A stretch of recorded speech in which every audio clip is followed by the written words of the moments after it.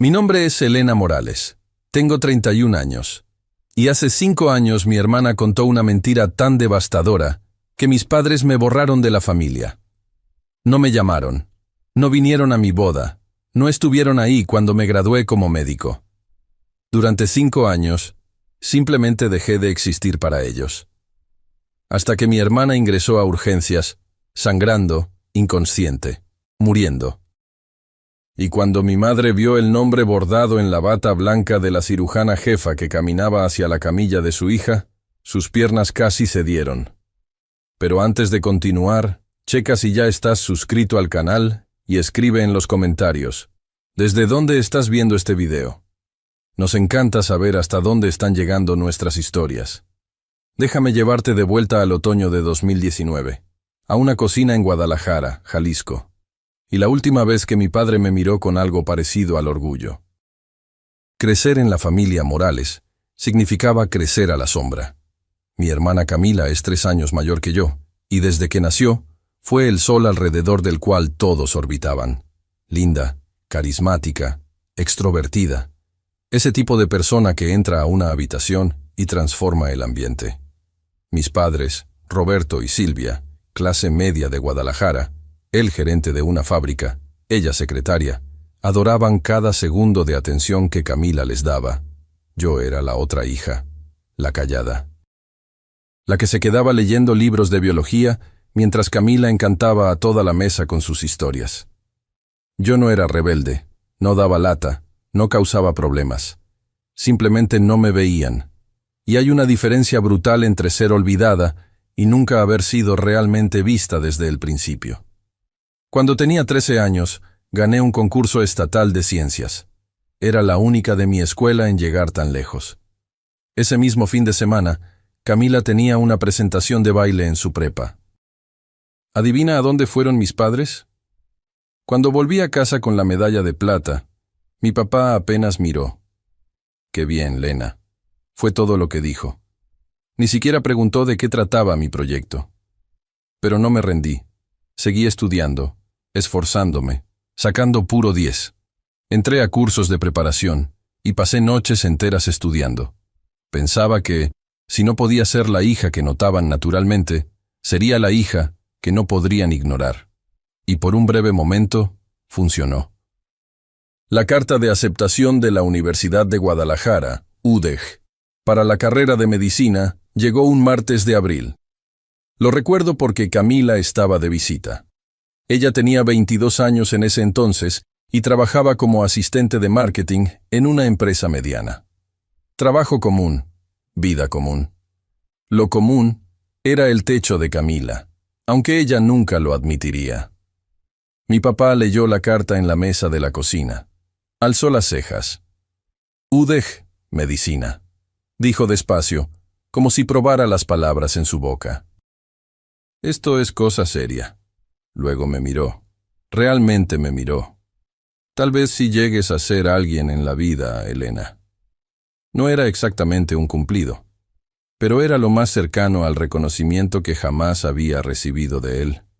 Me aferré a esas palabras como si fueran oxígeno.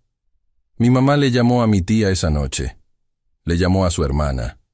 Le llamó a 2 vecinas. Elena entró a medicina. ¿Puedes creerlo? Su voz tenía un tono que nunca había escuchado antes. Orgullo. Orgullo genuino, dirigido a mí. En la cena, miré al otro lado de la mesa, hacia Camila. Estaba sonriendo, pero era ese tipo de sonrisa que se queda solo en los labios. Sus ojos estaban haciendo otra cosa. Calculando, midiendo, recalibrando. Ahora lo sé. En ese momento, solo pensé que estaba cansada del viaje. Esa semana, Camila empezó a llamarme más. 2, 3 veces por semana. ¿Cómo van las clases? ¿Quiénes son tus compañeros?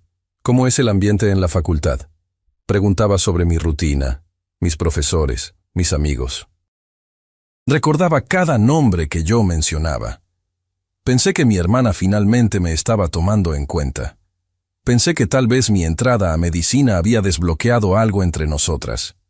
Respeto, conexión, no sé, eso que tienen las hermanas normales. En realidad, le estaba entregando municiones.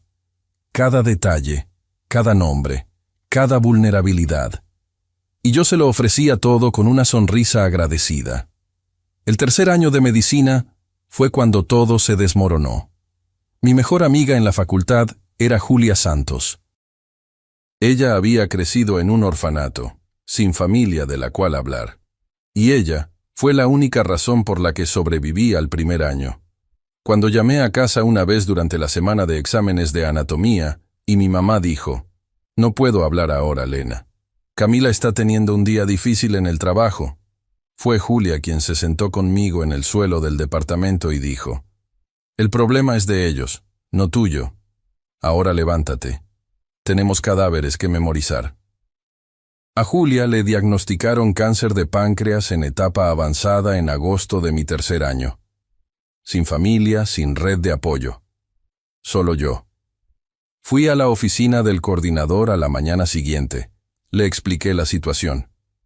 Me aprobó una baja temporal formal, un semestre, estatus de cuidadora, todo el papeleo archivado, lugar garantizado. Volvería en enero. Todo estaba documentado. Todo era legítimo. Me mudé al cuarto de visitas del departamento de Julia. La llevaba a la quimioterapia. Le sostenía la mano en el área de oncología a las 3 de la mañana, cuando el dolor era tan insoportable que no podía respirar. Llamé a Camila para contárselo. No sé por qué. Tal vez todavía creía que ella era la hermana que fingía ser. Le conté lo de Julia, lo de la baja temporal, lo del plan de volver a principios de año. La voz de Camila era miel. «Ay, Dios mío, Lena. Lo siento mucho. Haz lo que tengas que hacer. No les voy a decir nada a papá y a mamá. Sé que solo se van a preocupar de más». 3 días después, llamó a nuestros padres. No sé las palabras exactas que usó esa noche. Solo descubriría el alcance completo de su mentira 5 años después, cuando todo estallaría en el único lugar que ninguno de nosotros esperaba. Pero el daño fue instantáneo. La llamada llegó a las 11 de la noche. Yo estaba sentada en una silla de plástico al lado de la cama de hospital de Julia. Ella había tenido una mala reacción a la última ronda de quimio y la habían internado por la noche. Mi celular se iluminó. «Papá, tu hermana nos contó todo». Su voz estaba helada, ártica. «Que dejaste la carrera, el novio, todo». «Papá, eso no es...». «No mientas, Elena. Camila nos enseñó los mensajes, nos enseñó pruebas». Presioné mi mano contra la pared para no perder el equilibrio. «¿Qué mensajes? ¿Qué pruebas?» «Papá, estoy sentada en un hospital ahora mismo. Estoy cuidando a mi amiga». Camila dijo que ibas a decir exactamente eso. Una pausa. Dijo que ya tendrías una historia armada. Mi mamá tomó el teléfono. Su voz temblaba. «¿Cómo pudiste mentirnos un año entero, Elena?» «Mamá, por favor, escúchame. Tengo el documento de la baja. Se los puedo mandar. Les puedo dar el teléfono del coordinador». «Basta», mi papá de nuevo. «No vuelvas a llamar aquí hasta que estés lista para decir la verdad. Avergonzaste a esta familia». La llamada se cortó. Me senté en el suelo de ese pasillo de hospital por 20 minutos. El sonido del bip del suero de Julia resonaba al otro lado de la cortina. La pantalla de mi celular aún mostraba la duración de la llamada. 3 minutos y 47 segundos. Fue el tiempo que les tomó a mis padres borrarme. 20 minutos después, un mensaje de Camila. «Perdón, Lena. Tenía que decirles. No podía guardar más tu secreto». No estaba arrepentida. Acababa de ejecutar el ataque más preciso de su vida. Y lo hizo con un emoji de corazón roto como firma. Yo estaba a 1000 kilómetros de Guadalajara. Tenía 200 pesos en la cuenta. Y acababa de convertirme en hija de nadie. Lo intenté. Necesito que sepas eso. Intenté todo lo que podía hacer a 1000 kilómetros de distancia, sin dinero, y con una amiga muriendo en la habitación de al lado. En los siguientes 5 días, llamé a mis padres 17 veces. Las primeras 3 se fueron al buzón. En la cuarta llamada, el número de mi papá estaba bloqueado. Mi mamá me bloqueó 2 días después. Mandé 2 correos electrónicos, Uno corto, uno largo. El largo tenía mi documentación de la baja temporal adjunta en PDF. Incluí el teléfono directo del coordinador. Incluí el nombre del oncólogo de Julia. Di cada pieza de evidencia que una persona razonable necesitaría. Ninguno de los correos tuvo respuesta. Escribí una carta a mano. La mandé por mensajería especializada desde el mismo hospital. 5 días después, volvió. De vuelta al remitente, sin abrir. Reconocí la letra de mi mamá en el sobre. Llamé a la tía Rosa, la hermana menor de mi papá, la única persona en nuestra familia que siempre me trató como si yo importara por igual. Rosa llamó a mi papá esa misma noche. Lo sé porque me devolvió la llamada 40 minutos después, con la voz pesada. Me dijo que no me metiera, mi vida. Dijo que tú te buscaste tu suerte y ahora tienes que aguantarte. Rosa intentó hablarle de la baja temporal. Mi papá le colgó. 5 días. 17 llamadas. 2 correos, una carta, una intermediaria. Todo bloqueado, rechazado o devuelto. Y aquí está lo que lo selló todo. Esto no era nuevo. Este era el patrón de toda mi vida, comprimido en su forma más brutal. Cada feria de ciencias que se perdieron. Cada festival que olvidaron. Cada vez que la versión de Camila fue aceptada sin cuestionar mientras la mía era descartada. Esto era solo la iteración final y más ruidosa. Al 6º día, dejé de llamar. No porque me rindiera, sino porque me di cuenta de que ellos ya habían elegido hacía mucho tiempo. Camila solo les dio permiso para dejar de fingir. Julia murió un domingo por la mañana en diciembre. En silencio. Solo el bip del monitor volviéndose plano y la luz pálida del invierno a través de la ventana del hospicio.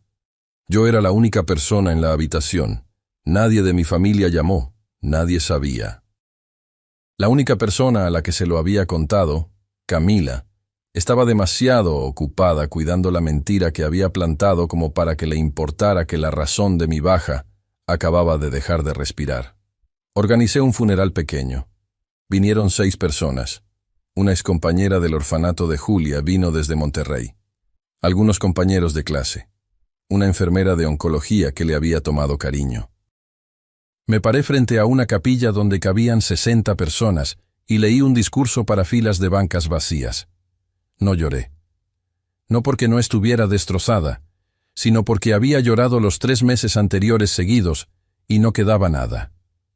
Esa noche, me senté sola en el departamento de Julia, nuestro departamento. Su taza de café aún estaba en la barra, su chamarra aún colgada cerca de la puerta. Abrí mi laptop y me quedé mirando el formulario de reinscripción para el siguiente semestre. Fue entonces cuando lo encontré, dentro de la copia de Anatomía de Grey de Julia, nuestra broma interna. Había marcado el capítulo sobre el páncreas con un post-it amarillo que decía, ¡qué grosería! Su letra, temblorosa pero deliberada. Al otro lado tenía un mensaje. Termina lo que empezaste, Elena. Conviértete en la doctora que sé que eres. Y no dejes que nadie, especialmente tu propia sangre, te diga quién eres. Lo había escrito semanas antes de morir. Sabía que no estaría ahí cuando yo necesitara el empujón. Cerré la laptop. La abrí de nuevo. Llené el formulario de reinscripción. 2 opciones. Desmoronarme o subir. Elegí subir. No por mis padres, no por venganza, por Julia, y por la versión de mí misma en la que ella creía. Volví en enero, sin apoyo familiar, sin red de seguridad. Pedí préstamos estudiantiles extra. Conseguí un puesto de asistente de investigación de medio tiempo, y comí sobras de la cafetería del hospital más veces de las que voy a admitir. A la Facultad de Medicina no le importa tu vida personal. Los exámenes de anatomía no se detienen porque tu familia te desheredó. Las guardias de 12 horas no se acortan porque lloraste en el closet de suministros a las 2 de la mañana. Así que dejé de llorar y empecé a trabajar. Trabajé como si mi vida dependiera de ello. Porque, en cierta forma, así era. Me gradué a tiempo. Nadie de Guadalajara vino. Conseguí una plaza de residencia en cirugía en el Hospital Central, de vuelta en Jalisco. un centro de traumatología nivel 1, uno de los más concurridos del estado. Fue allí donde conocí a la doctora Marta Silveira. Marta, 56 años, jefa de cirugía emérita, hecha de acero envuelta en una bata. Se convirtió en la mentora que desesperadamente necesitaba y en la figura materna que había perdido. En el tercer año de residencia, conocí a Pedro Almeida. Él era un abogado de derechos humanos que hacía trabajo voluntario en una clínica comunitaria cerca del hospital. Ojos tranquilos, humor seco. La primera persona a la que le conté la historia completa y que no se encogió, no me tuvo lástima, no intentó arreglarlo, solo escuchó. Luego dijo, «Mereces algo mejor». 4 palabras. Fue suficiente. Nos casamos una tarde de sábado en el jardín de la casa de Marta. 30 invitados. El papá de Pedro me entregó en el altar. Mandé una invitación a Guadalajara. Volvió tal como mi carta había vuelto, sin abrir. La tía Rosa sí estuvo ahí. Lloró lo suficiente por 2 padres. Después de la ceremonia, Marta me entregó un sobre sellado. «Una recomendación», dijo. «No lo abras todavía, no estás lista». Lo guardé en el cajón de mi escritorio sin hacer preguntas. Pasaron 5 años. Me convertí en alguien que ellos no reconocerían. Ahora necesito hacer una pausa aquí por un segundo. Si alguna vez has estado en una situación donde tu familia se negó a escuchar tu versión, donde la verdad no importó porque la mentira de alguien más fue más fuerte, deja un fuego en los comentarios. Y si crees que mis padres se van a arrepentir de esto, escribe karma. Vamos a continuar. Porque, ¿qué pasó después? Ni yo lo vi venir. Enero, hace unos días. Tengo 31 años. Soy jefa de cirugía de trauma del Hospital Central. Tengo una casa en las afueras con un porche que recibe buena luz por la mañana. Un esposo que me hace reír diario. Y una Golden Retriever llamada Hipócrates. Hipo, de cariño, que nunca me juzgó por comer cereal a medianoche. Es una buena vida. Una vida real, construida ladrillo por ladrillo con mis propias manos. Pero hay un tipo específico de dolor que nunca desaparece por completo. Vive en el espacio hueco entre las costillas, justo donde debería estar una familia. Ya no despierto llorando. Ya no reviso mi teléfono esperando una llamada de Guadalajara. Pero cada Navidad hay un momento, solo un flash, donde pongo la mesa y cuento los platos y siento la ausencia como un miembro fantasma. La tía Rosa todavía llama cada domingo. Ella es mi hilo de vuelta a ese mundo. Nunca pregunto por ellos, pero siempre escucho cuando ella ofrece información voluntariamente. Mamá y papá están sanos. Camila se divorció hace 2 años. Está vendiendo equipo médico ahora. La ironía no se me escapa. La semana pasada, Rosa llamó con algo diferente en la voz. Cautelosa. Elena, hay algo que necesito contarte sobre Camila. Algo preocupante. Antes de que pudiera terminar, mi localizador del hospital sonó. Activación de trauma. Le dije a Rosa que le llamaría después. Nunca tuve la oportunidad. Porque lo que Rosa estaba intentando advertirme ya estaba en camino, volando por la carretera a 100 por hora, en un coche que estaba a punto de pasarse un alto. Y en menos de 1 hora, aquello sobre lo que Rosa me estaba alertando, estaría en mi mesa de cirugía, sangrando, con mis padres en la sala de espera y mi nombre en el expediente. Solo que yo aún no lo sabía. Déjame retroceder un poco. Porque lo que Camila hizo no fue una mentira de una sola vez, fue una campaña. Rosa me había alimentado con pedazos a lo largo de los años, a regañadientes, con cuidado, como si estuviera desactivando una bomba o un cable a la vez. Y el cuadro que pintó era peor de lo que había imaginado. Por 5 años, Camila mantuvo la narrativa. En cada Navidad, cada cumpleaños, cada reunión familiar, interpretó el papel de la hermana mayor afligida. No hablamos mucho de Elena, les decía a los primos. Es demasiado doloroso para papá y mamá. Sacudía la cabeza, bajaba la voz, dejaba que el silencio hiciera el trabajo. Pero no se detuvo en el silencio. Agregó detalles. Le contó a nuestra abuela que yo estaba viviendo en la calle. Le contó a la esposa del tío Pedro que se había enterado por conocidos mutuos que yo entraba y salía de rehabilitación. Le contó a nuestra madre en una Nochebuena hace 2 años que había intentado contactarme y que yo la rechacé. Que fui yo quien cortó el contacto con ellos. Volteó la historia completa. En acción de gracias, me contó Rosa una vez, con la voz apretada por la furia. Le rogué a Elena que volviera a casa. Ni siquiera me responde las llamadas. Creo que nos odia. Mientras tanto, yo estaba 3 pisos abajo en una sala de cirugía salvando la vida de un adolescente. El genio de la cosa, y uso esa palabra con asco, era que Camila no necesitaba que mis padres me olvidaran. Necesitaba que creyeran que yo los había abandonado. De esa forma, el duelo de ellos se volvía una prueba. Su silencio se volvía justificable, y ella seguía siendo exactamente lo que siempre fue, la hija leal, la única que se quedó. No los estaba protegiendo a ellos. Estaba protegiendo su posición. Y hubo una cosa más que Rosa me contó. Algo que solo supe mucho después, y que hizo que todo el panorama fuera aún más sombrío. Pedro me contó esto tomando café una mañana hace 6 meses. Se lo había guardado por 2 años. «Hay algo que no te conté», dijo, dejando la taza con cuidado, de la manera que hace cuando va a dar una mala noticia en su voz de abogado. Hace 2 años, recibí una llamada de recursos humanos de tu antiguo hospital. Alguien usando un nombre falso se puso en contacto preguntando sobre el estatus laboral de Elena Morales. Querían saber si habías sido disciplinada, si tus credenciales eran legítimas. Me quedé mirándolo fijamente. ¿Quién? Le pedí a un colega que rastreara la consulta.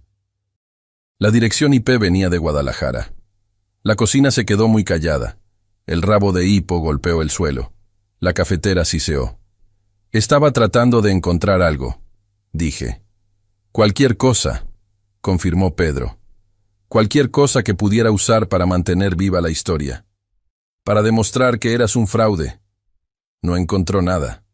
No, porque no hay nada que encontrar. Apreté mis manos alrededor de la taza con fuerza. Podía sentir el calor atravesando la cerámica. No solo mintió sobre mí una vez, Pedro. Me ha estado cazando. Él extendió su mano por la mesa y la puso sobre la mía. Esto no es rivalidad entre hermanas, Elena. Es algo completamente distinto. Tenía razón. Camila no había contado una mentira y seguido adelante. Había construido una arquitectura de engaño. Paredes de carga, vigas reforzadas. Y pasó 5 años asegurándose de que ninguna se agrietara. Cada historia en los días festivos, cada rumor susurrado, cada consulta falsa era otro ladrillo. Pude haber hecho algo entonces. Llamar a un abogado, confrontar a mis padres, explotar todo, pero no lo hice, porque la vida estaba a punto de hacerlo por mí, de la manera más brutal, pública e irónica imaginable. Y comenzó con un localizador a las 3 de la mañana. Jueves por la noche, enero, 3:07 AM. El localizador me arrancó de un sueño profundo. Pedro se movió a mi lado. Murmuró algo. Hipo levantó la cabeza desde mis pies en la cama. La pantalla brilló en la oscuridad. Trauma nivel 1. Accidente automovilístico. Mujer sola, 34 años. Trauma abdominal contuso. Hemodinámicamente inestable. Tiempo estimado de llegada. 8 minutos. Estaba vestida en 4 minutos. Manejando en 6. Las calles estaban vacías y mojadas. Ese tono particular de negro que te da el invierno en México. Repasé el caso en mi cabeza como siempre lo hago. Mecanismo de lesión. Probable involucramiento de órganos. Opciones quirúrgicas. Accidente de auto. Trauma abdominal contuso. Signos vitales inestables. Probable ruptura de vaso. Posible laceración hepática. Había hecho esa cirugía cientos de veces. Pasé mi gafete en la entrada de ambulancias y caminé directo a la sala de trauma. Mi equipo ya se estaba reuniendo. 2 residentes, una enfermera de trauma, anestesia en espera. Tomé la tableta de ingreso de la estación de la jefa de enfermeras y deslicé hacia la ficha de la paciente que venía entrando. Paciente, Camila Morales. Fecha de nacimiento, 14/03/1988. Contacto de emergencia, Roberto Morales. Padre. Dejé de caminar. El ruido del pasillo, los bips, el interfón, el chirrido de los zapatos en el linóleo, todo retrocedió como una marea. Por 2 segundos, tal vez 3, no era una cirujana. Era una muchacha de 26 años sentada en el suelo de un hospital, con el teléfono aún caliente en la mano, escuchando el tono de ocupado. Doctora Morales. Mi jefa de enfermeras, Linda, apareció a mi lado. ¿Está bien? Miré hacia arriba, parpadeé, puse la tableta en la mesa. Estoy bien. Preparen el quirófano 2 y llamen al doctor Patel. Lo quiero de guardia. La sirena de la ambulancia sonó a lo lejos, acercándose cada vez más. Y detrás de esa ambulancia, lo sabía antes de poder verlos, estaban 2 personas que no veía desde hacía 5 años. Las puertas de la ambulancia se abrieron y la camilla entró rápido. Camila estaba amarrada, inconsciente, la máscara de oxígeno empañándose con respiraciones cortas, sangre en su blusa, una mano colgando floja del barandal. Los paramédicos soltaron números: presión arterial cayendo, frecuencia cardíaca subiendo, 2 vías venosas de grueso calibre corriendo al máximo. Detrás de ellos, corriendo, venían mis padres. Mi mamá parecía haber envejecido una década. Cabello más ralo, rostro demacrado. Estaba en bata, con las pantuflas en los pies equivocados. Mi papá llevaba una camisa de franela y jeans puestos en medio del pánico. Su rostro tenía el color del papel viejo. «Esa es mi hija», gritó pasando por la enfermera de triaje. «¿A dónde la llevan? Necesito hablar con el médico responsable». La enfermera, una mujer llamada Carla, con la que trabajaba desde hacía 3 años, levantó ambas manos. «Señor, la familia debe esperar en la sala de espera de cirugía. El equipo de trauma ya está aquí. La jefa se está encargando de esto personalmente». La jefa. Papá agarró el brazo de Carla. «Tráigame a la jefa ahora mismo». Carla miró a través de la división de vidrio hacia la sala de trauma. Me miró a mí, con bata, guantes, mi gafete colgando del uniforme. Leyó el nombre. Lo leyó de nuevo. Sus ojos se agrandaron por una fracción de segundo. Sacudí levemente la cabeza. Ahora no. Carla se compuso. «Señor, la jefa se está preparando para la cirugía. Se le informará lo antes posible. Por favor, la sala de espera es por aquí». Mis padres fueron guiados por el pasillo. Mamá susurraba oraciones, con las manos apretadas tan fuerte que los nudillos estaban blancos. Papá seguía volteando, mirando por cada ventana que pasaba. «Ella es todo lo que tenemos», le dijo a nadie en particular. «Por favor, ella es todo lo que tenemos». Lo escuché a través del vidrio de la división. Cada palabra. «Ella es todo lo que tenemos», como si yo nunca hubiera existido. Entré al área de lavado sola. 30 segundos. Fue todo lo que me permití. Abrí la llave, dejé que el agua se calentara sobre mis manos. Me miré en el espejo de acero inoxidable sobre el lavabo. Distorsionada, deformada, tal como se sentía todo ahora. Gorro quirúrgico, gafete visible. El rostro de una mujer que había sido removida quirúrgicamente de su propio árbol genealógico. Ahora, se le pedía salvar quirúrgicamente a la mujer que sostuvo la sierra. Parte de mí quería salirse, llamar a Patel, dejar que alguien más cargara con esto. Dejar que mis padres le debieran la vida de su hija a un extraño, no a mí. Sería más limpio, más simple. Pero había una mujer en esa mesa con el vaso destrozado, y lo que parecía ser una laceración hepática grado 3. Estaba perdiendo sangre más rápido de lo que podíamos reponerla. Iba a morir en los próximos 30 o 40 minutos, si la mejor cirujana de este edificio no operaba. Y la mejor cirujana de este edificio era yo. Llamé a Patel directamente por el localizador. «Tengo un conflicto de intereses. La paciente es familiar. Lo estoy declarando ahora y documentando en el expediente. Si en cualquier punto mi juicio se ve comprometido, tú tomas el mando, sin preguntas. La voz de Patel fue firme. Entendido, jefa. Le pedí a Linda que anotara la declaración en el registro de enfermería. Todo por la ley, todo en papel. Luego me puse guantes nuevos, empujé las puertas del quirófano y miré hacia la mesa. El rostro de mi hermana, golpeado, la máscara de oxígeno empañándose y aclarándose. Parecía más pequeña de lo que recordaba, más delgada. Tenía líneas de preocupación alrededor de los ojos que no estaban ahí hace 5 años. Por 3 segundos, no era la mujer que destruyó mi vida. Era un cuerpo en mi mesa. Y así era exactamente como debía ser. Vamos, bisturí. 3 horas y 40 minutos. Fue lo que tomó reconstruir lo que el volante y un semáforo en rojo habían desgarrado. Vaso destrozado. Lo sacamos. Laceración hepática grado 3. Reparamos con suturas de precisión, capa por capa dolorosa. Hemorragia interna de 2 vasos mesentéricos separados. Grapados, cauterizados, controlados. No hablé más que cuando fue necesario. Succión, pinza, gasa, separador. Mis manos se movieron como fueron entrenadas para moverse.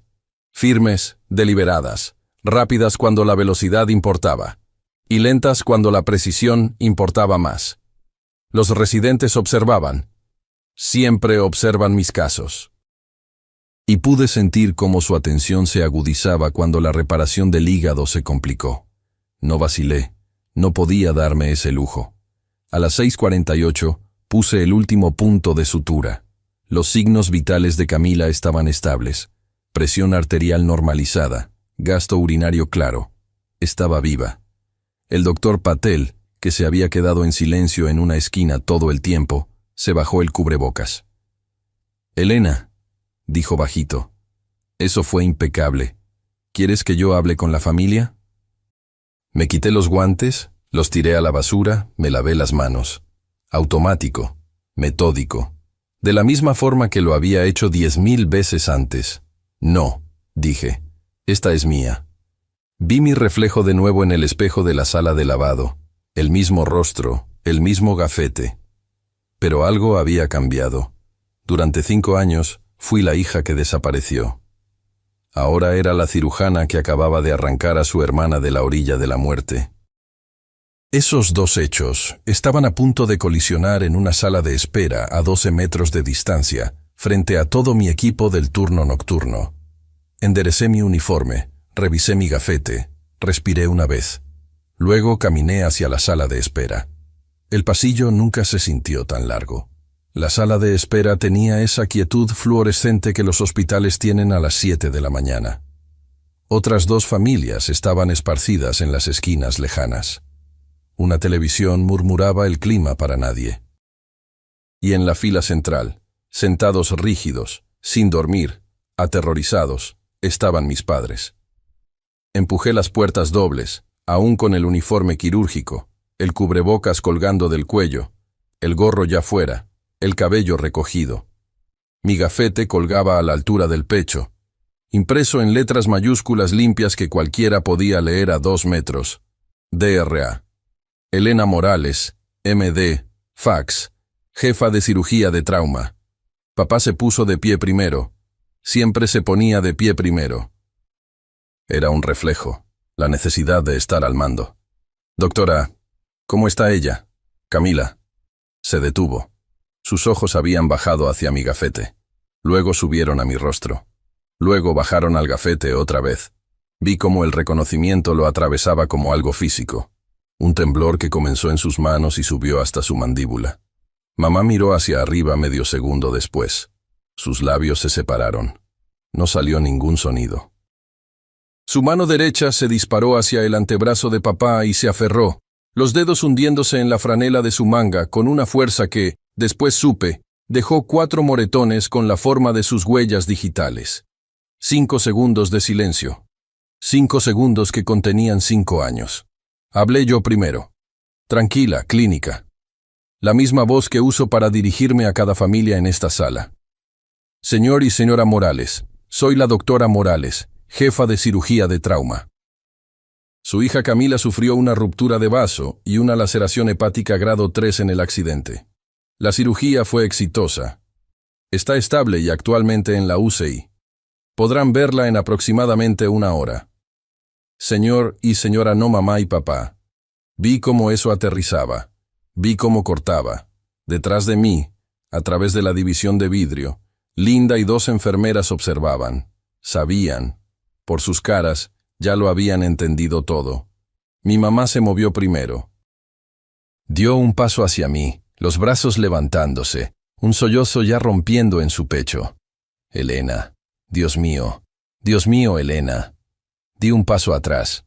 Medio paso, educado, inconfundible. Se congeló. Sus manos quedaron colgando en el aire entre nosotras. Luego, lenta y dolorosamente, cayeron a sus costados. La voz de papá salió como grava arrastrada sobre concreto. ¿Eres médico? Lo soy. ¿Eres la jefa? Lo soy.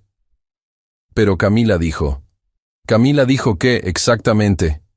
Cerró la boca. La abrió. La cerró de nuevo. Podía ver la maquinaria de su mente tratando de reensamblar 5 años de certeza que se desmoronaba en tiempo real. Mamá estaba llorando ahora. No bajito. Pensamos que habías dejado la escuela. Pensamos, ella nos dijo. Ella les dijo que me salí, que tenía un novio con problemas de drogas, que vivía en la calle, que yo rechacé el contacto con ustedes. Mantuve mi voz nivelada, sin temblar, sin lágrimas. Había ensayado este momento 1000 veces en la ducha, en el coche, en la oscuridad antes de dormir. Nada de eso era cierto, ni una palabra. A través del vidrio detrás de mí, vi a Carla presionarse una mano contra la boca. Una residente, la doctora Kimura, de 2º año, desvió la mirada, con la mandíbula apretada. Linda soltó su tabla y se quedó mirando. Papá intentó redireccionar. Viejo instinto. Este no es el momento ni el lugar, Elena. Tu hermana está en la UCI. Lo sé. Acabo de pasar 3 horas y 40 minutos asegurándome de que sobreviva. Así que sí, papá, estoy consciente de dónde está ella. No tenía nada. Por primera vez en mi vida, mi padre, un hombre que nunca se quedaba sin argumentos, no tenía absolutamente nada. El silencio estaba haciendo el trabajo que yo nunca pude hacer. 5 años de llamadas bloqueadas, cartas devueltas, correos ignorados. Nada de eso había hecho diferencia. Pero estar aquí, viva, realizada y portando la prueba en mi pecho, eso gritaba más fuerte que cualquier cosa que yo hubiera podido escribir en una carta. Mamá se apoyó en el respaldo de una silla para no caerse. Las cartas, susurró. Dijiste que mandaste cartas. 2 correos con mi documentación de baja adjunta. Una carta escrita a mano enviada por mensajería. La mandaste de vuelta sin abrir. Reconocí tu letra en el sobre. Ella se presionó el puño contra la boca. Papá miró al suelo. Llamé 17 veces en 5 días. Le pedí a la tía Rosa que hablara con ustedes. Le dijiste que no se metiera. No estaba acusando. Estaba recitando. Estos eran hechos. Y los hechos no necesitan volumen. Fue entonces cuando Linda se asomó por la puerta. No conocía la historia completa. Aún no. Pero tenía asuntos del hospital. Doctora Morales, perdón por interrumpir. El presidente del consejo vio el registro de trauma de la noche. Me pidió que le pasara esto. El comité de selección de médico del año le envía sus felicitaciones por el resultado quirúrgico de anoche. Linda lo dijo como diría cualquier cosa rutinaria. No tenía idea de que acababa de detonar una segunda bomba. Mamá me miró. Ojos hinchados, rímel corrido, aún en bata. Médico del año. Es un reconocimiento interno, no es nada. Me giré hacia Linda. Gracias. Necesito revisar los signos vitales postoperatorios. Con permiso. Caminé hacia el pasillo de la UCI. Pasos medidos, espalda recta. No miré atrás. Pero escuché la voz de mi mamá detrás de mí, pequeña y destrozada. Roberto, ¿qué hicimos? Y escuché algo que nunca había escuchado antes. A mi padre no diciendo nada, porque el silencio por primera vez era lo único honesto que le quedaba. Bloque 6. 4 horas después. UCI, habitación 6. El monitor pitando en ritmo. La luz de la mañana entrando por las persianas. Entré para la evaluación postoperatoria estándar. Signos vitales, gasto urinario, revisión de la herida. Rutina. Excepto que nada de esto era rutina. Los ojos de Camila estaban abiertos, vidriosos, nublados por la anestesia, pero abiertos. Parpadeó hacia el techo. Parpadeó hacia el soporte del suero. Luego su mirada se arrastró de lado hacia mí. Entornó los ojos. Leyó mi gafete. Lo leyó de nuevo. El color se le drenó del rostro de una manera que he visto antes, pero solo en pacientes que acaban de recibir un mal pronóstico.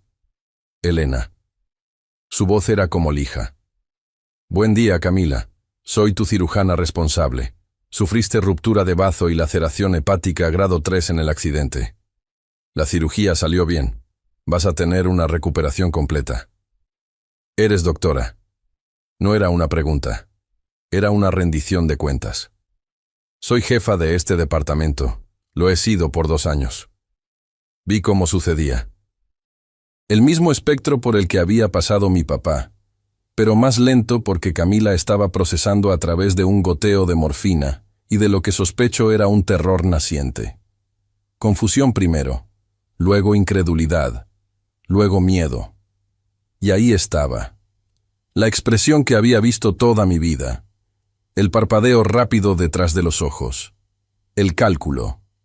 Incluso ahora, acostada en una cama de hospital con mis suturas manteniendo unido su hígado, Camila estaba tratando de descifrar cómo darle la vuelta a esto. Elena, escucha. Puedo explicarlo. No tienes que explicarme nada. Señalé hacia la puerta de vidrio donde 2 figuras estaban en el pasillo observando. Rostros destrozados, ojos rojos. Tienes que explicarles a ellos. Actualicé el expediente, revisé el drenaje y salí sin decir otra palabra. No me quedé a escuchar lo que pasó después, pero todo el piso de la UCI se enteró. La habitación de Camila no era a prueba de sonido, y la verdad tampoco. Supe lo que pasó por Linda, que lo escuchó de la enfermera de la UCI, que lo escuchó a través del vidrio. En el momento en que mis padres entraron, Camila empezó a llorar. Sollozos grandes y pesados que tiraban de los puntos y hacían que el monitor cardíaco se disparara. Mamá, papá, tienen que creerme. Nunca quise que llegara tan lejos. Tenía miedo por ella. Papá se quedó al pie de la cama. Su voz apenas estaba bajo control. Camila. Elena es cirujana. Es la jefa de cirugía de trauma de este hospital. Yo no sabía eso. Dijo que mandó cartas, correos. Llamó 17 veces. Le pidió a Rosa que interviniera. La voz de mi mamá era plana, hueca. ¿Eso es cierto? Está exagerando. Ya saben cómo es ella. Rosa trató de decirnos. Mi papá de nuevo, y esta vez su voz se quebró. No de tristeza, por la falla estructural de todo lo que creyó durante 5 años. Hace 2 años, Rosa llamó y dijo que Elena estaba en la residencia. Cirujana.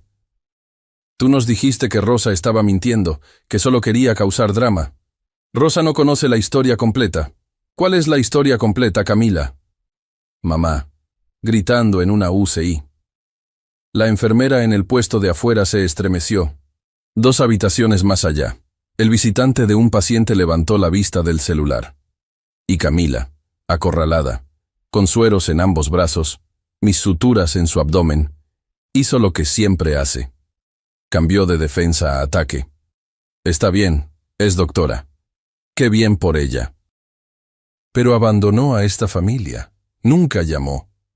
Porque bloqueamos su número, Camila. La mano de papá estaba en el barandal de la cama, con los nudillos blancos. Porque tú nos dijiste que lo bloqueáramos. El monitor cardíaco pitó. El suero goteó. Y Camila, Tal vez por primera vez en su vida adulta, no tenía un guión. La tía Rosa entró a la UCI a las 9:45 de esa mañana. Le había llamado desde el área de lavado después de la cirugía. No para convocarla como arma, sino porque Camila también era su sobrina, y Rosa merecía saberlo. Pero Rosa vino preparada. 5 años de silencio le hacen eso a una mujer con un sistema de archivos y buena memoria. No se sentó. No abrazó a nadie. Se paró en medio de esa habitación y dijo, «He estado esperando 5 años para tener esta conversación, y no voy a esperar ni un minuto más». Sacó su celular. Abrió una carpeta que tenía etiquetada, supe después, como Pruebas Elena. Dentro, capturas de pantalla de cada correo que yo les había mandado a mis padres en esos primeros días desesperados. El PDF de mi baja temporal de la UDG, firmado por el coordinador, sellado por registro. Mi confirmación de reinscripción. Una foto de mi graduación de la residencia. Yo con toga sosteniendo el diploma. La tía Rosa a mi lado. El único miembro de la familia en la foto. Extendió el teléfono. Mamá lo tomó con las manos temblando.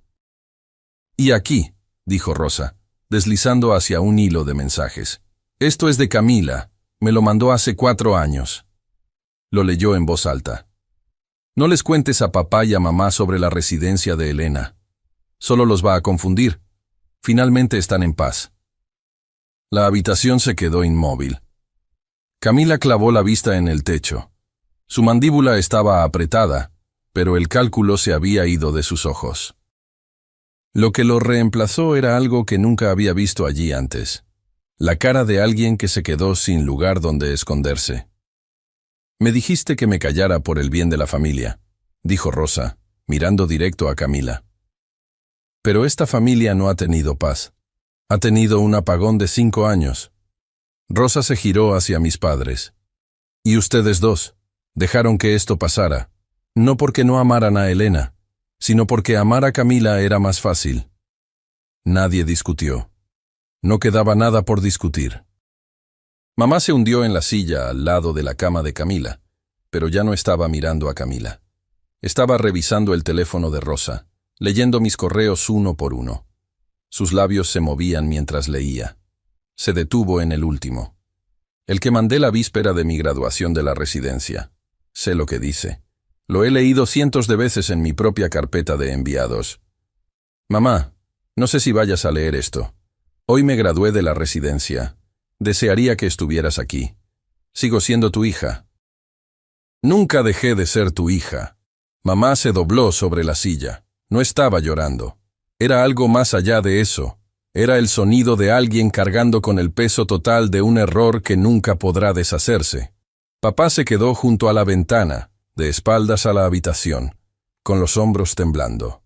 La tía Rosa me contó después que era la primera vez que veía a su hermano mayor llorar en 62 años. Nunca lo había hecho, ni en el funeral de su madre, ni cuando su negocio casi quiebra. Nunca. Lloró ahora. Silenciosamente, de cara al estacionamiento, mientras el monitor pitaba a sus espaldas. Camila estaba acostada en la cama. Había dejado de hablar. El suero goteaba. Sus ojos fijos en un punto en el techo. No quedaba nada por interpretar. Ningún público que le creyera. La persona que se había puesto durante 35 años estaba tirada en pedazos en el linóleo. Y ninguna cantidad de encanto, lágrimas o replanteamientos inteligentes iba a volver a armarla. «Te perdiste su boda, Roberto». La voz de Rosa era suave ahora, gastada. «El papá de Pedro la entregó en el altar. ¿Entiendes lo que eso significa?» Papá no se volteó de la ventana, pero habló. 4 palabras, bajas, rotas a la mitad. «¿Qué fue lo que hicimos?» No era una pregunta. No estaba preguntando. Se estaba condenando. Y saber la verdad, y saber qué hacer con ella, son 2 cosas muy diferentes. Bloque 7. Volví esa tarde. Fin del turno. 22 horas desde que el localizador me despertó. Pero ¿quién lleva la cuenta? Mis padres seguían ahí. Claro que estaban ahí. ¿A dónde más irían? ¿De vuelta a la casa donde pasaron 5 años fingiendo que solo tenían una hija? Mamá se puso de pie en el segundo en que entré. Su rostro estaba hinchado, los ojos casi cerrados de tanto llorar. Elena, hija, lo siento tanto, lo siento tanto. Levanté la mano. Suave, pero firme. Te escucho y te creo que lo sientes. Pero sentir es una palabra, es un punto de partida, no una línea de meta. Lo que necesito es tiempo. Papá se dio la vuelta desde la ventana. Parecía haber envejecido 5 años desde esa mañana. Queremos arreglar esto. Entonces necesitan entender algo. Mantuve mi voz uniforme. No era rabia, era claridad. Del tipo que solo llega después de que has quemado todas las demás emociones y lo que queda es la verdad. Limpia y simple. No soy la muchacha que echaron. No soy la muchacha que les rogó que la escucharan durante 5 días a 1000 kilómetros de distancia. Soy alguien que construyó una vida entera sin ustedes, y si quieren ser parte de ella ahora, será bajo mis términos. No los de Camila, no los de ustedes, los míos. Papá abrió la boca. Viejo reflejo. Luego la cerró y asintió. Un gesto pequeño, devastado. Miré a Camila en la cama. Sus ojos estaban abiertos, observándome. Cuando te recuperes, le dije, tú y yo vamos a tener una conversación, una de verdad. Pero hoy no. Hoy eres mi paciente. No mezclo las dos cosas. Salí. Espalda recta, pasos medidos. No volteé. No estoy cerrando la puerta, pero soy yo quien decide cuándo se abre, qué tanto se abre y quién entra. 2 semanas después, Camila recibió el alta. La incisión estaba cicatrizando.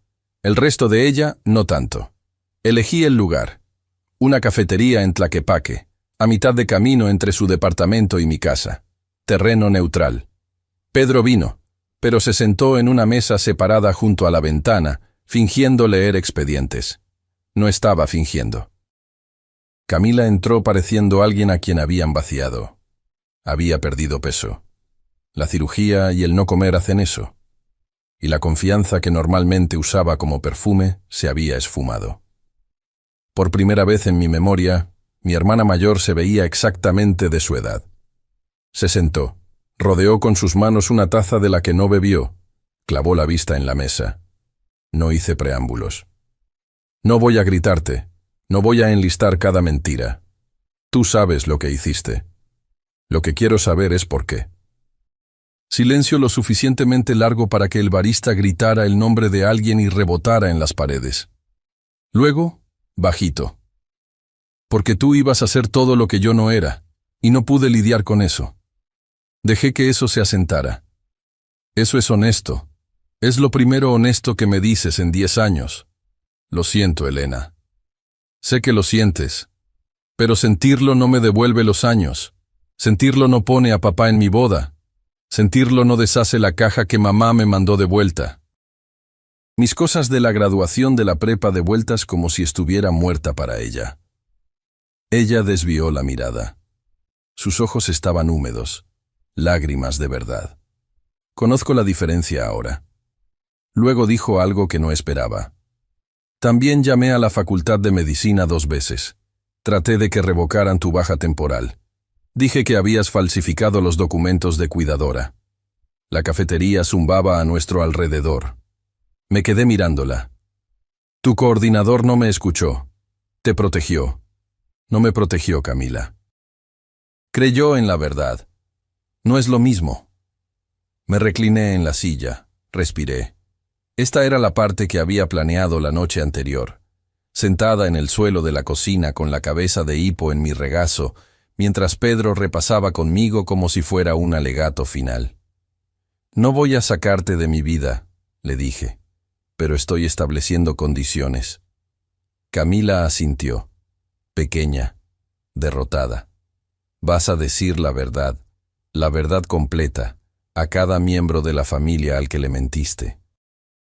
A cada tío, cada tía, cada primo que pasó 5 años pensando que yo estaba en rehabilitación o viviendo en la calle. Vas a corregir cada historia. Lo haré. Y lo vas a hacer por escrito. Un correo electrónico para el grupo de la familia.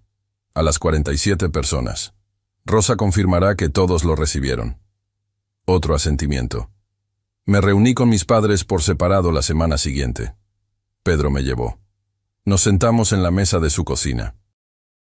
La misma mesa donde papá había leído mi carta de aceptación todos esos años atrás. La misma mesa donde Camila había sonreído solo con la boca. Estoy abierta a reconstruir, dije. Pero necesito que ustedes tomen terapia familiar. Los dos. No por mí, por ustedes mismos. Necesitan entender por qué creyeron una mentira sobre su propia hija y nunca levantaron el teléfono ni una vez para comprobarlo. La mandíbula de papá se apretó. Nosotros no hacemos eso en esta familia. Es exactamente por eso que estamos aquí, papá. Mamá le puso la mano en el brazo, suavemente. Roberto, por favor. Él la miró. Me miró a mí. Algo detrás de sus ojos se agrietó. No se abrió. Todavía no. Pero se agrietó. Está bien. Me levanté para irme. Luego me di la vuelta. Una cosa más. El papá de Pedro me entregó en el altar. Eso pasó. No podemos deshacerlo. Pero si quieren conocer a sus futuros nietos, empiezan ahora. No con grandes gestos. Con consistencia. Las disculpas expiran. Los límites no. Esa es la diferencia entre el sentimiento y la estructura. Un mes después, el evento de Médico del Año. 200 personas en el salón de un hotel en el centro de Guadalajara. Cirujanos, jefes de departamento, administradores de hospital, donadores, miembros del consejo, copas de cristal tintineando, gafetes colgando, un cuarteto de cuerdas tocando algo clásico que nadie escuchaba. Usé un vestido negro sencillo. Pedro estaba en una mesa del frente pareciendo que había nacido en traje. Marta Silveira se sentó a su lado, con los brazos cruzados, la sombra de una sonrisa en su rostro. Esa que reserva para los momentos que ha estado planeando durante años. El maestro de ceremonias subió al podio. El premio al médico del año de este periodo es para una cirujana cuya excelencia clínica, compostura bajo presión y compromiso con sus pacientes, han establecido un nuevo estándar para esta institución. La doctorita Elena Morales, jefa de cirugía de trauma. Aplausos. Ovación de pie del equipo quirúrgico que me había visto trabajar. Caminé hacia el escenario. El reflector caliente, el podio sólido bajo mis manos. Lo mantuve corto. Hace 5 años, estuve a punto de rendirme. No porque no pudiera hacer el trabajo, sino porque perdí a las personas que creía que necesitaba para continuar. Lo que aprendí es que las personas que necesitas no siempre son aquellas con las que naciste. A veces son las que te eligen. Miré a Marta, a Pedro, a mi equipo en la tercera fila. Luego miré al fondo del salón. La última fila. 2 asientos que Rosa había conseguido discretamente. Mis padres. Mamá en un vestido azul que probablemente había comprado esa semana. Papá con una corbata que claramente odiaba. Ambos sentados con las manos en el regazo, mirando hacia el escenario con expresiones que solo puedo describir como un duelo y un orgullo peleando una guerra en el mismo rostro. Y a veces, dije, aquellos con los que naciste encuentran el camino de vuelta, tarde, pero están aquí. Mamá se cubrió la boca. Papá se puso de pie. Los aplausos llenaron el resto. Después del evento, papá encontró a Pedro cerca del guardarropa. Se paró frente a mi esposo por un largo momento. Te debo una disculpa. Debí ser yo. Pedro, elegante hasta la médula, le tendió la mano. Con todo respeto, señor. Debió haber sido muchas cosas, pero aquí estamos ahora. Se dieron la mano. Los ojos de papá estaban rojos. No lo soltó de inmediato. Camila mandó el correo un miércoles por la noche. Rosa confirmó la entrega a las 47 direcciones. No lo leí hasta la mañana siguiente. Pedro me trajo café y puso la laptop en la mesa de la cocina sin decir palabra. Sabe cuándo darme espacio. Eran 3 párrafos, sin excusas, sin lenguaje florido. solo los hechos expuestos. Había mentido sobre mi salida de medicina. Había fabricado evidencia. Había mantenido el engaño durante 5 años. Había impedido deliberadamente que nuestros padres supieran la verdad. Terminó con: Elena nunca abandonó a esta familia. Yo me aseguré de que creyeran que sí. Esto recae enteramente sobre mí. Las respuestas llegaron en oleadas. La esposa del tío Pedro llamó a Rosa llorando. Había repetido la historia de la rehabilitación de Camila en un club de lectura hace 2 años. Mi primo David, en Cancún, le mandó a Camila una respuesta de una sola línea: ya no sé quién eres. Nuestra abuela, mi abuelita Jandira, de 89 años, la matriarca que había dejado de preguntar por mí porque Camila le dijo que era demasiado doloroso, me llamó directamente. Tengo 89 años, dijo, con la voz delgada como el papel pero furiosa. Y nunca me había engañado tan completamente mi propia sangre. Elena, perdona a esta vieja por no haber visto la verdad. No hay nada que perdonar, abuela. Te engañaron. A todos nos engañaron. Nadie organizó un boicot contra Camila. Nadie mandó mensajes grupales declarándola muerta para ellos. Pero la confianza que ella había acumulado, la moneda que había gastado durante 35 años, se esfumó. Se sentía en el silencio después de su correo, en las respuestas que no llegaron, en las invitaciones que silenciosamente dejaron de aparecer. Nadie castigó a Camila, solo dejaron de creerle. Y para alguien que había construido toda su identidad en el hecho de que le creyeran, eso era castigo suficiente. Mis padres empezaron la terapia en febrero. Una terapeuta en la zona de Chapultepec llamada doctora Renata. Tranquila, directa. El tipo de mujer que no te deja escapar de una pregunta. Mamá se entregó de inmediato. Había cargado el peso de su pasividad como una piedra en el bolsillo del saco. Y la primera vez que la doctora Renata lo nombró, fomentar a través del silencio. Mamá se desmoronó en el consultorio y no paró de llorar durante 40 minutos. Eso me lo contó Rosa. Yo no estaba ahí. No era mi sesión para presenciarla. Papá batalló. Fue. Se sentó en la silla.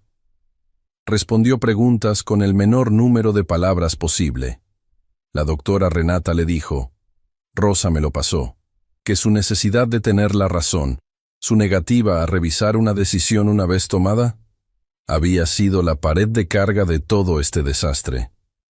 Camila puso la mentira, pero el orgullo de papá la cementó en su lugar. Él no discutió con ella. Ese pudo haber sido el primer signo de cambio. 3 semanas después de empezar la terapia, mamá me mandó una carta, escrita a mano. La ironía no nos pasó desapercibida a ninguna de las dos. Te fallé, escribió. No solo cuando le creí a Camila, sino cada vez que elegí la paz en lugar de la justicia. Cada vez que dejé que el carácter de tu padre decidiera qué era la verdad.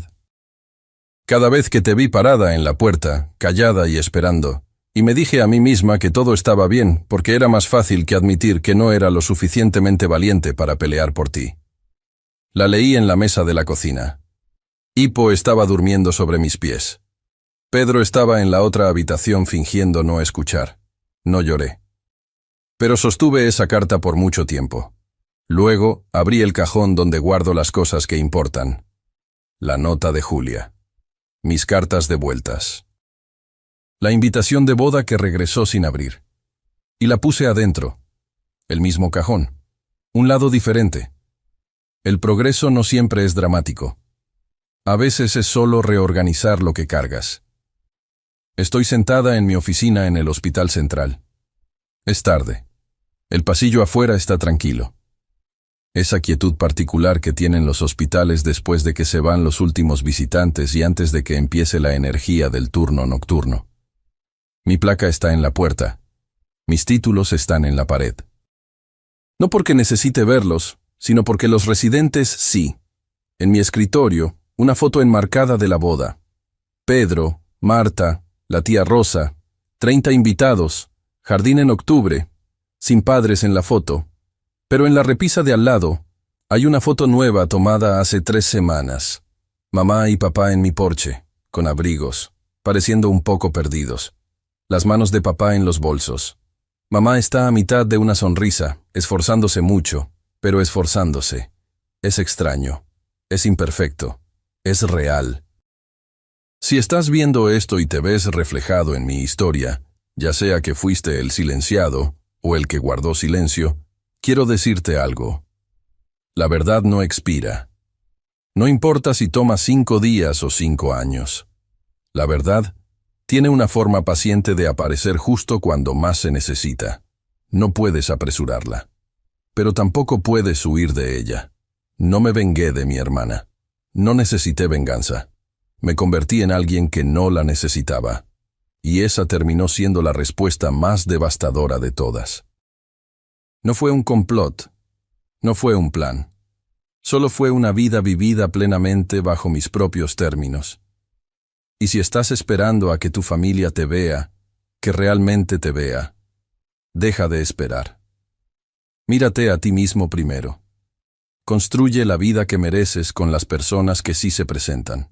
Y cuando los otros finalmente volteen, deja que se encuentren con una puerta que tú controlas. Tú decides cuándo se abre. Tú decides qué tanto. Tú decides quién entra. Eso no es venganza. Eso es arquitectura. Domingo por la mañana. Primera semana de febrero. Una ligera aguanieve cae afuera de la ventana de la cocina.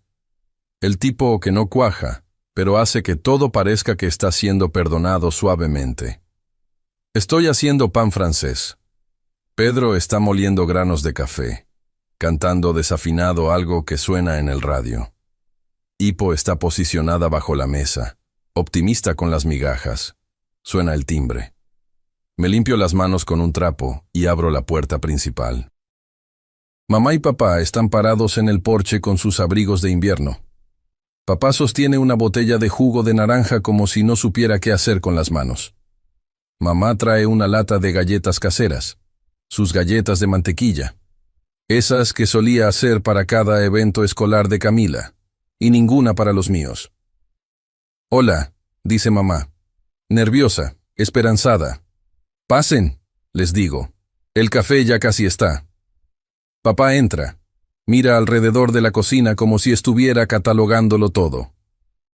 La casa en la que nunca estuvo, la vida que casi nunca supo que existía.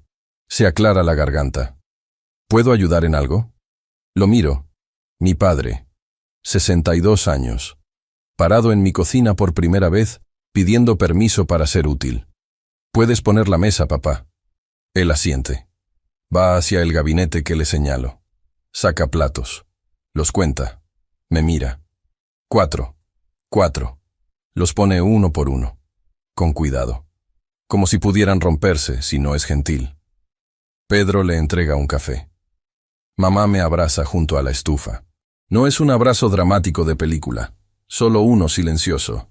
Sus brazos alrededor de mí, su frente en mi hombro, sin palabras, sosteniéndome. El rabo de hipo golpea el suelo, la aguanieve cae afuera. El pan francés chisporrotea. No es perfecto. No es la infancia que merecía ni la reconciliación que prometen las películas. Pero es real. Y lo real es más de lo que tuve durante mucho tiempo. Mi nombre es la doctora Elena Morales. Tengo 31 años. Y finalmente, lentamente, cuidadosamente, me estoy permitiendo ser la hija de alguien otra vez.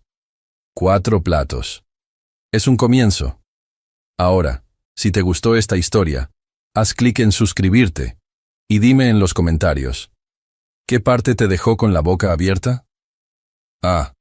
Y no olvides hacerte miembro para tener acceso a videos exclusivos que no subo aquí. Te espero allá.